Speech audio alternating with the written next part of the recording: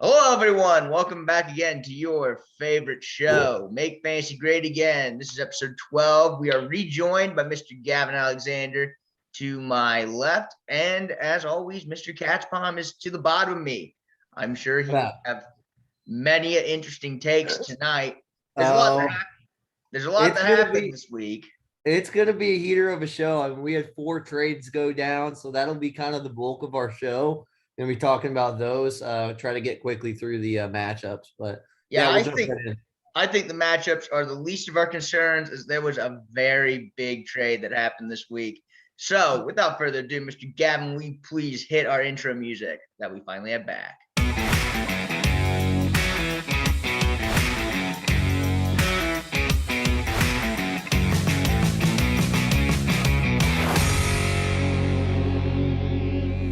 All right, so as always, we do have to go through the week that was.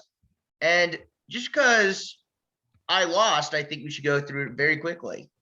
Because I hate it here. I hate everything that has to do with everything. And you know what? I have good running backs, and that's it.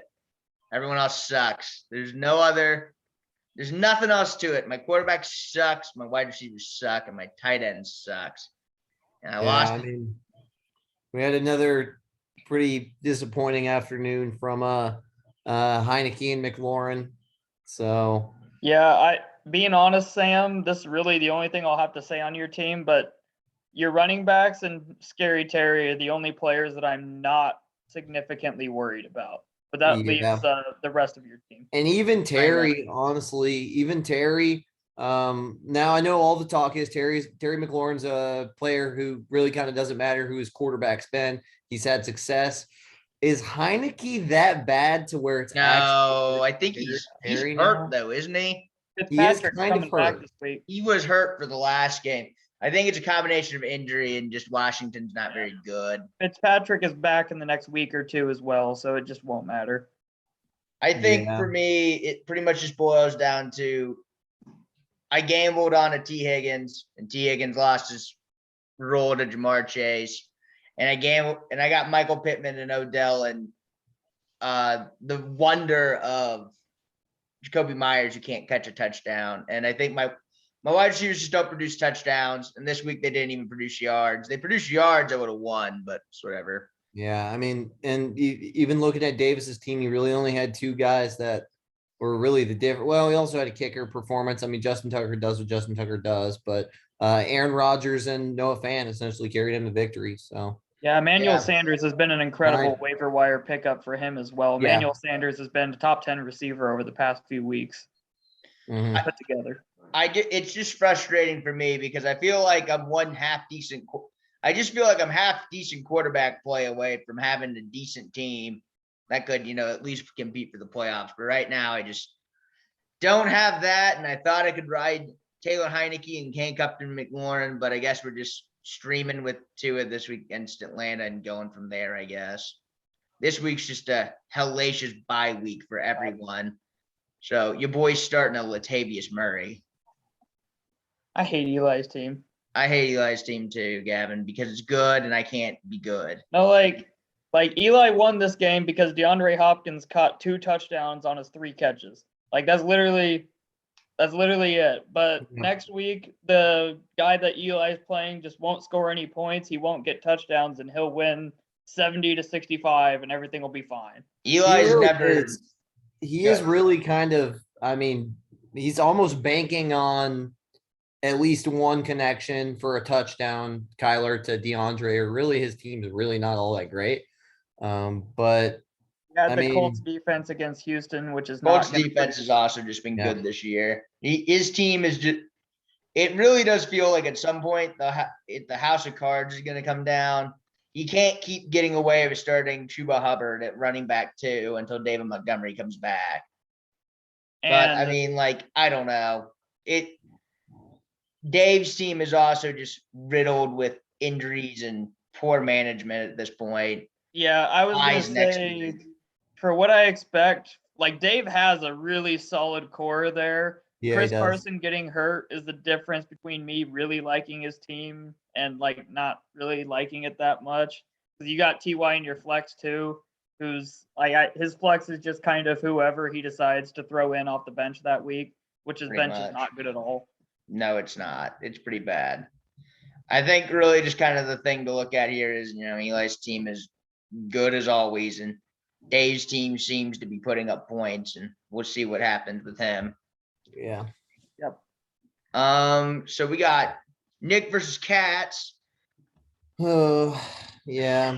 Nick pulling it out without CMC again. Yeah.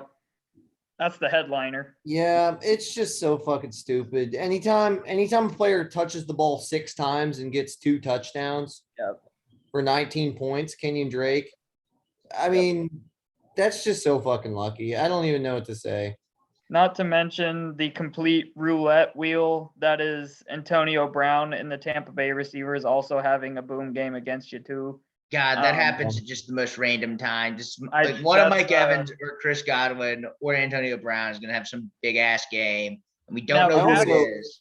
I remember sitting when we did the draft and being like, guys, Antonio Brown is sitting right there. He's sitting right there. And of course, Drew and Fox were like, oh, Antonio Brown's a clown. Oh, it's like, yeah, turns out he's actually having a really, really good season. I didn't expect this level of production from him just because of his age, basically. I thought he'd take a little bit more of a step back. I knew that he was really good last year in the doses that he had. I didn't know how much he would be able to carry that over. But I mean, he's a borderline Hall of Fame wide receiver if we've ever seen one. So yeah, and I mean, a couple things I'll say about my team. Justin Herbert, unfortunately, we did see Justin Herbert's floor this game. I mean, that was not a good performance. Not good timing either.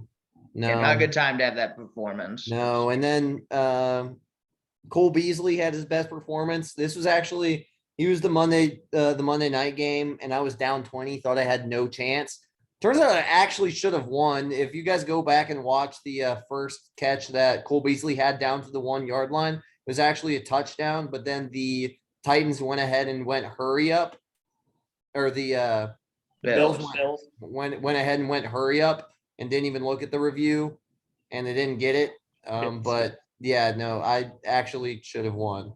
Well, yeah. You know what they say, cats?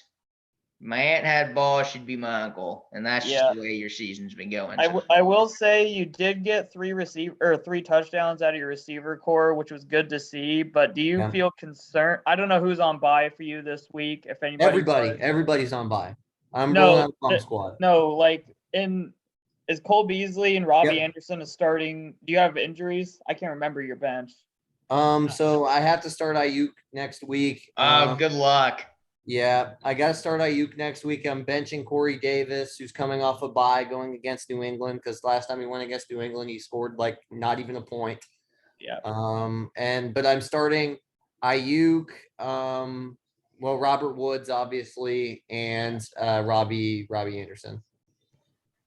Just because with Antonio Gibson in and out of the playing with the injury and your wide receivers kind of looking touchdown dependent, I was just seeing what you had thought about that. I'm not worried about Justin Herbert at all. I wouldn't be worried about him.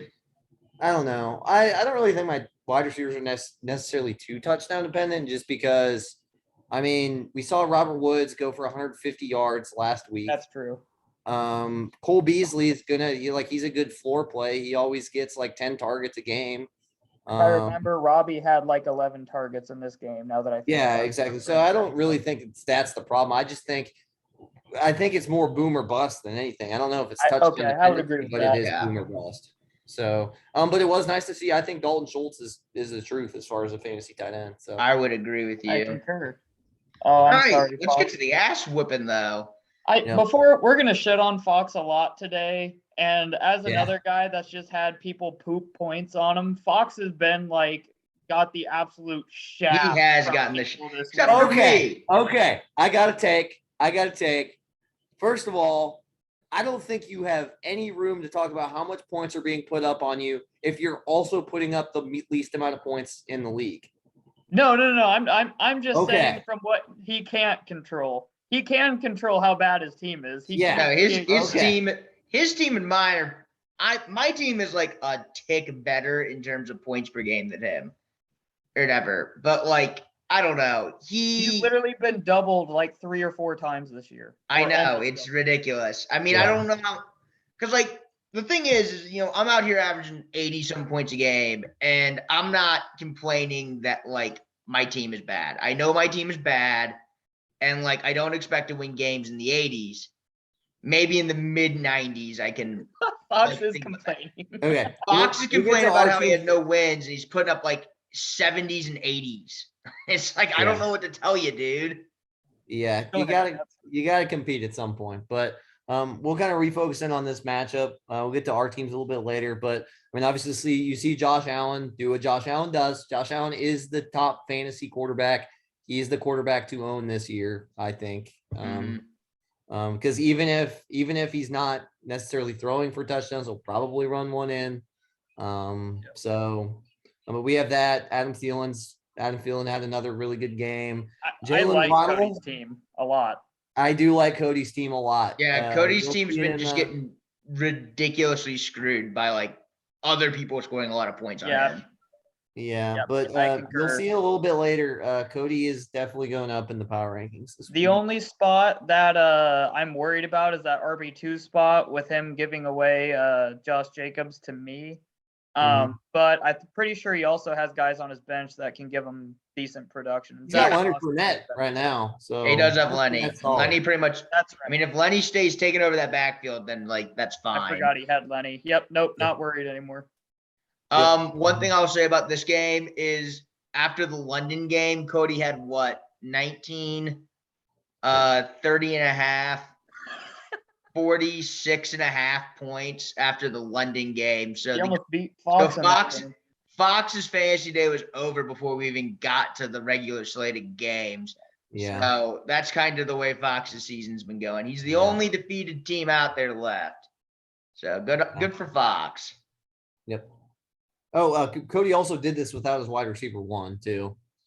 Oh yeah, he did. No Calvin Ridley. Oh, Nope. Okay, that's right. All right. Well, Way to go, Colton. Speaking of defeated teams, Colby was the last undefeated team. And what do you know? Colton won. Colton's winning a lot of big games this year. Yep. I tell you what.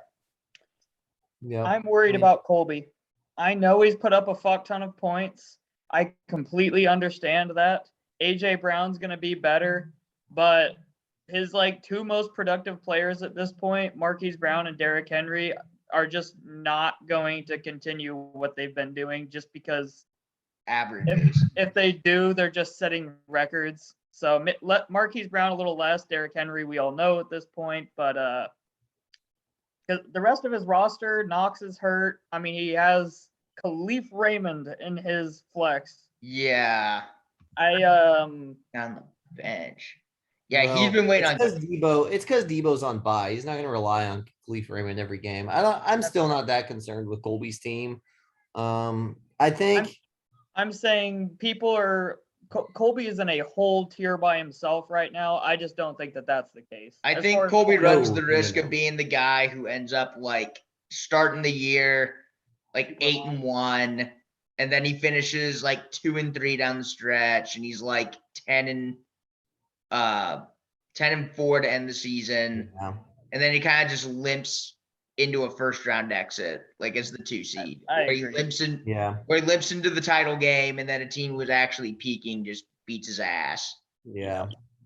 I think he's kind of getting into that territory because he reminds me a lot of the team that I had the first year that we did this league, where my team was just beating folks left, right, and center for the first half of the season. And then the second half of the season came and I lost a little bit more games. And then by the time we got to the playoffs, guys would just stop producing. As far as Hitch goes, Hitch is going to have to find production without Tyler Lockett and Devonta Smith. Tyler Lockett short term, kind of, while Russ is out.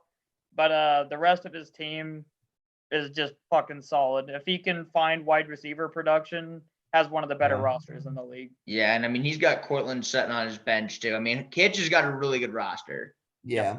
Yep. Built for buys too. I mean, he's got good Yeah. depth pretty much all around too. So Solid Really team does. all the way It, across. you know, I said this at the beginning of the year. You ranked Hitch like 8th off the rip. And that's where you ranked TCAM last year. So you might have the 8, the magic 8 ball right there. I'm gonna pay you to rank me 8th next year. Yeah, you better rank me 8 too. All right, let's move on. On to the next. And Drew gets his second win of the year against Kyler. Oh, Yep. man. What an irrelevant. Look at the projections. Just look at the original projections. Man, Drew 85, smashed 85. it. Drew had a big trade that we'll get to here shortly. Yeah. It pretty much just comes down to for Drew, how many more times can Cooper Kupp pull a bajillion points out of his ass? How many more times can Drew get production out of AJ Green? Can Darrell Williams just be really good all the time? Like it's a lot of different questions at this point. Yep. Yep, I agree with all of that. Yeah. As far as, I don't even want to talk about the other team in this matchup. They're both just like a couple good players and just awful rosters altogether. Yeah, because I mean, Robert Tonyan is not it as far as a tight end anymore. I know he did a good No. season Shouldn't be last year. rostered. What'd you say? He probably shouldn't be rostered at this point. Yeah, I mean, he is getting phased out of the offense, and there's so many mouths to feed in Green Bay, and he's gone yeah, sub but- like 2 almost every game. Like Yep. literally almost every game he's gone sub Except 2. the touchdown, which he still had like 20 Yeah. yards in that game. I know, and I mean, Henry Ruggs will catch a touchdown every game, but in the games he doesn't catch a touchdown, he's getting like 6 points max because he'll catch one deep ball, and that's kind of what Henry Ruggs is. I mean, you got that. Amari Cooper is Blow up slowly game getting- from Ronald Jones though. Jesus. He's another player who probably shouldn't be. You got to have him as, I mean, Cody, it would be good for Cody to have him, handcuff him, but Yeah. Kyler's got to have the most boom and bust team like in the league. Like his team when his team's floor is just god awful in terms of like being able to produce. I feel like Mark Ingram might actually be like outside Lamar, but Mark Ingram might be the most like steady contributor on his team because Mark's gonna always get somewhere in between 6 and like 8 points. Just kind of chopped it up to 6 to 8 points and call it a day and leave. Yep. Yeah. Keep going. Let's get to the last one. All right, congratulations, Gavin. Yep. Beat All I'm you, gonna man. say, I'm gonna let you actually cover this, Cats, because I think it'd be more fun. But so all I'm gonna say is wide receivers and Tannehill continue to be allergic to touchdowns. That should change theoretically. Mike Williams left the game injured, so I'm not worried about that. But I will say one funny thing from this matchup. In terms of just like regular defensive points from non-return yards, my defense like outscored TCAMs by like 5 or 6 in this game, but Chicago had 120 return yards in this game because Mason Crosby can't kick it out of the end zone. Yeah, that's frustrating. But I think that's almost 5 points. It's like 4 or something. Yeah, no, literally they were the exact same defense because of return yards, but like it just wasn't that way. But that was just kind of something funny. Yeah, otherwise it's just touchdowns. Ryan Tannehill's gonna get more touchdowns. It just all kind of sucks right now. Good production from my running backs. I'm not much more. These are the games that you have to win. I'm coming off of like a 7 touchdown performance or something like that. I got 2 this week and then 1 from Ryan Tannehill. So winning a game where I put up 92 points and a respectable amount of points put against me, it's a very, very important game. Yeah, I mean, like you said, these are the ones you got to win. TCAM really almost made that comeback with that CeeDee Lamb overtime touchdown and Tyler Bass. I mean, he was looking dead to rights, and then those two put up 40 points. Yeah, no, the after the overtime, actually the Pittsburgh game going to overtime later that night and Boswell getting the kick to end that was legitimately the difference in this game. So, well, I tell you what, guess we'll go ahead. I tell you what, the last thing I want to say about this game is TCAM is some hot water right now because Russell Wilson ain't walking through that door for a little bit. Kareem Hunt's exiting that door for a little bit, and he's still starting Austin Hooper and Rondell Moore right now. If you look at his bench, I mean, where do you turn? Are you turning to James Con? Are you relying on James Conner? You're relying on James Devin Conner's going to Singletary? be okay for at least a couple weeks because Chase Edmonds is still dealing with a shoulder injury. But, I understand that, but like the thing is Kareem Hunt had been giving him like running back 1 production. Yeah, Yeah. no, that's a absolutely huge loss for DCAM. It can't be undersold because now he's like actually relying on Javonte Williams to Break out faster than to normal. break out now sooner rather than later. So And it's just one of those things where it's like TKM's entering this danger zone of like if one more dude on his team gets hurt, he's kind of screwed. Yeah. mhm. Yep. All right. Was Right. that the last game? That was the last game. We have a lot more to talk about in terms of Katz's power ranking and trade. And this is going What's to be, first? All right, here we go. This will be good. I hope you saved the so- best for last. Yeah. Yeah, we did. We're going by order of excitement here. So, so first off, first trade we had, Colby and Sam. I mean, Colby wanted for some reason to pick up some IR guy for whatever reason, and He wanted cheap wide receiver depth, essentially. yeah. So we got Michael Gallup on the cheap. I mean, I don't necessarily hate it. I mean, I gave him a C plus just because. I mean, it's just kind of whatever. Like, I don't really know what to make of Gallup just because there's a lot of mouths to feed. Feels like a guy who's kind of in a similar role to Antonio Brown, but he's not going to get as many targets as Antonio Brown. So Gallup is just kind of one of those dudes where if like Amari Cooper or CeeDee Lamb got hurt, he would have great value. yeah. And I just don't see a big difference between him and a wide receiver you can get and guess right off the waiver wire. Yeah. That's my thing. I think he's safer in that respect.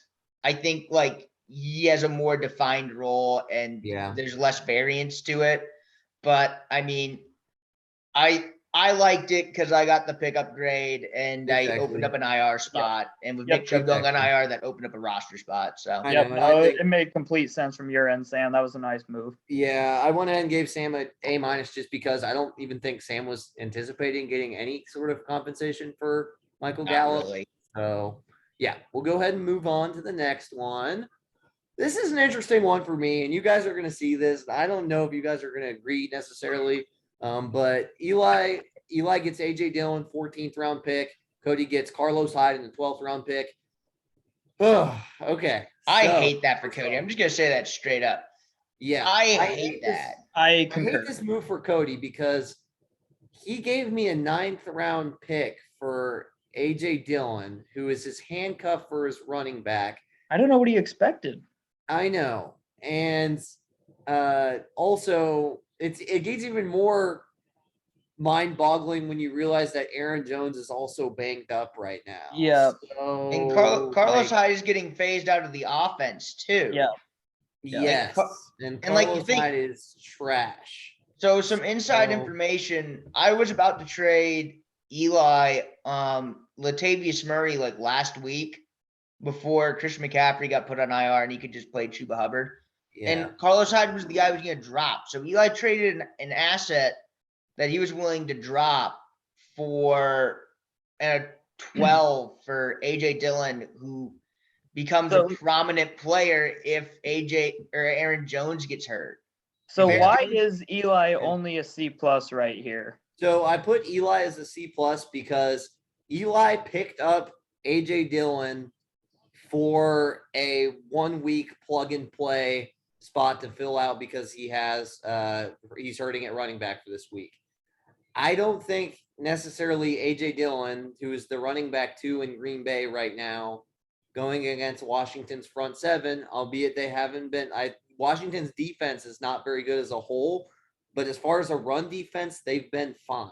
But the guys that Washington really struggles with are the ones that are like the versatile players, like the Aaron Jones type, for instance. Mm-hmm. I don't think as a 1 week streaming option, I don't like AJ Dillon. I just don't.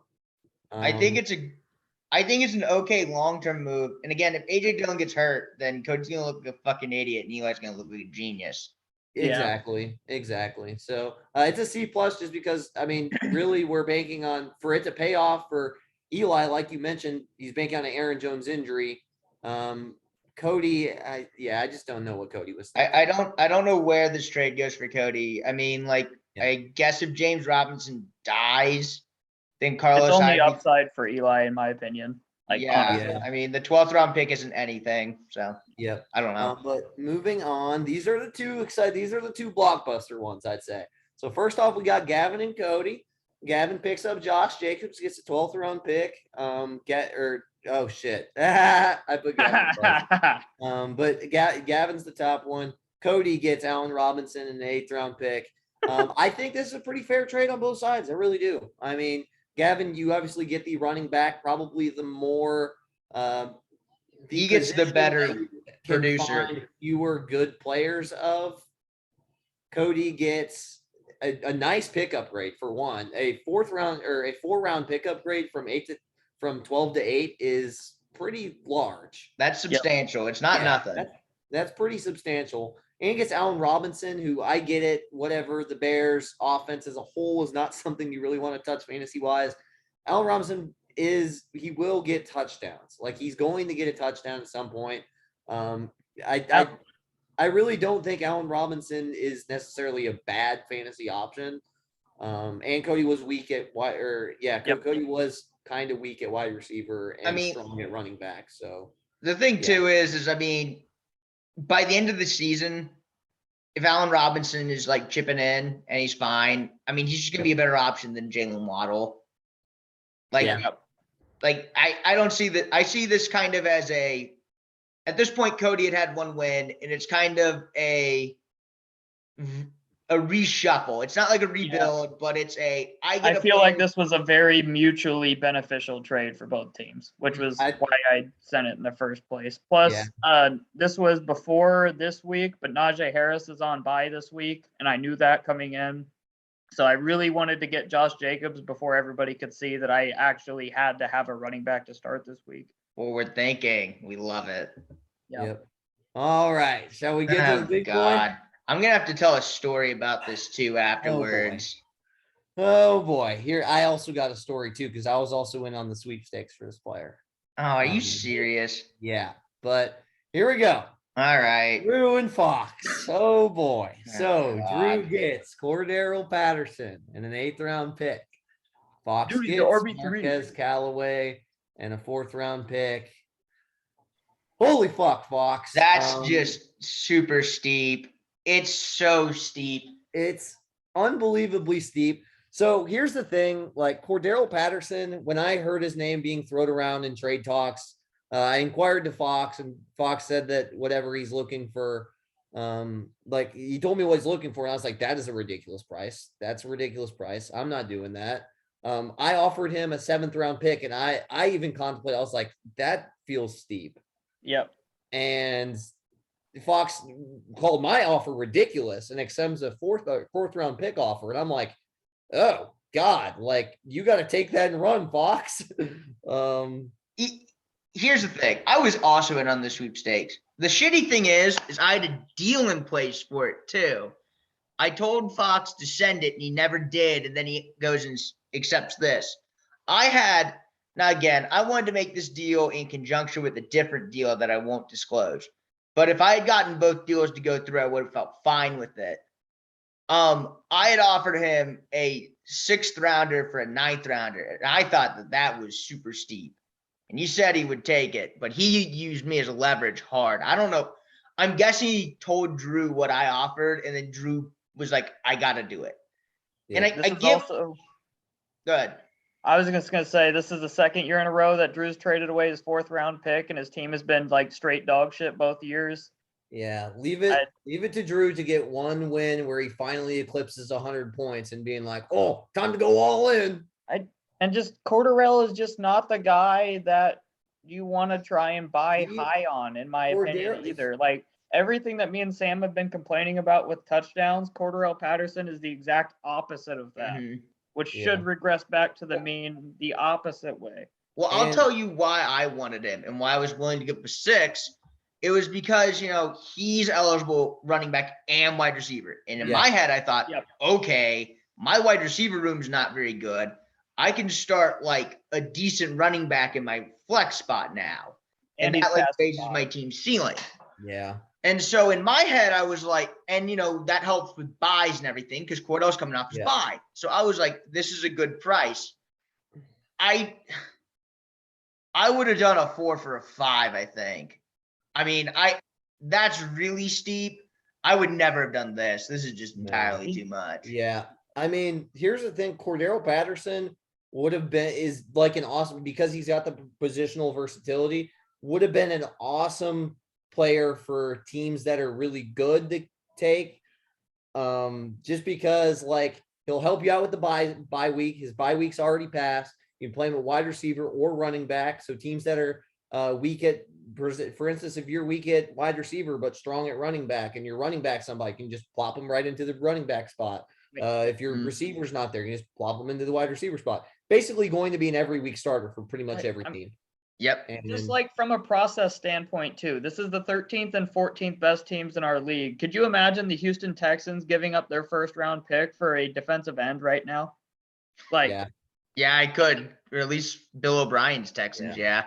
It's wild. But all right, let's fly through the actual position rankings here. All right, we really only got about 5 minutes left because we can never tell any time. Sam, you're out of the quarterback 14 now. Who the fuck did it? Oh, Tua, baby. It's Tua time. T-Cam picked up Carson Wentz. It's Tua time. Let's go. Who is not good. I think him and Tua are very close. I kind of battled back and forth, but I think Tua is a little bit better just because of the matchup. Yeah, he's just playing the Falcons this week. We'll find a different quarterback next week, hopefully. For God's sake. Yeah. Sam, wide receiver's hurting a little bit, but trust me. I know. I know my team. I know. And then Eli's team pretty much went up in all 3 of the top 4 categories. So, I mean, pretty consistent there. I do still have my concerns about the DeAndre Hopkins and Kyler Murray thing. Yep. But we'll keep moving there. It keeps moving. It keeps moving. Yeah. My quarterback, I basically just flipped Dak and Justin Herbert. Basically, I think this is now 3 bad games we've seen from Justin Herbert. We've only seen 1 bad game from Dak. So, I mean, I think you're getting the better upside with Justin Herbert because he, as you've seen, he's capable of putting up 40 a week, or any given week. But he's also capable of being held to 1 touchdown and throwing a couple picks. I concur with that completely. So he's a little bit more varied. Gavin's team stayed really consistent. I mean, I knocked down tight ends, even tight end. I'm kind of. Higby didn't catch a touchdown this week. Exactly. So he's got to go down. By the way, I'm a little confused with the running back spot after adding Jacobs as well. I was curious about if that didn't get if that trade was after. Gavin, basically. Were you gonna say something? I was gonna say you of all people should know what it's like to have Jacob slander hurled at him at a daily basis. I don't, and this is why I made it a B-. Is that Jacobs? Okay, so Jacobs does get in the end zone sometimes, but he hasn't surpassed like 60 rushing yards. I don't trade for yards. I trade for opportunities. Dude's getting 20 opportunities a game when he's healthy. I don't know. There's a little bit of a break in the methodologies. I don't know. I just don't think it makes that much of a difference. I really don't. I suppose we'll see who's right later on. Let's keep flying through these. Yeah, we got 3 minutes. Oh yeah. But T-Cam's team take a little bit, whatever. Went down to 14. We already kind of talked about him. Really, about Drew's team. I mean, obviously he picked up. I did consider Cordero Patterson a running back. That's probably what he traded him for, and that's why he went up in running back from 14. But other than that, it was Nick who took the big hits. Because now this was before, or this was after CMC got moved to IR. Like Yep. last week I ranked based on CMC being healthy. Now Come he's to on find IR. out he's not as far along as we were led to believe. He's placed on IR, and now his running backs are bad. Yeah, Miles Sanders stinks. And at least for the time being, with how Big Ben's looked this year and how DK Metcalf is starting to be hurt by Geno Smith not being good at all. Geno and Ben I are the think- two worst quarterbacks in the NFL. That's all you got to say.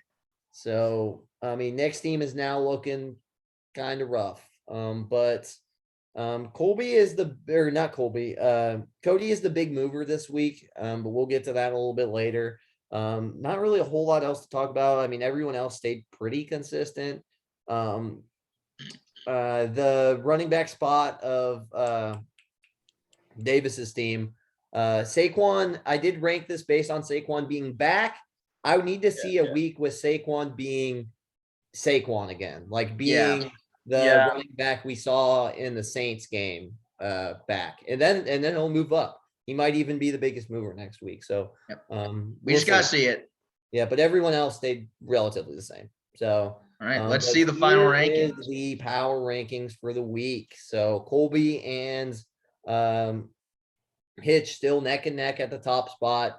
I flipped around the colors, sorry. But we had Cody jump all the way to 3.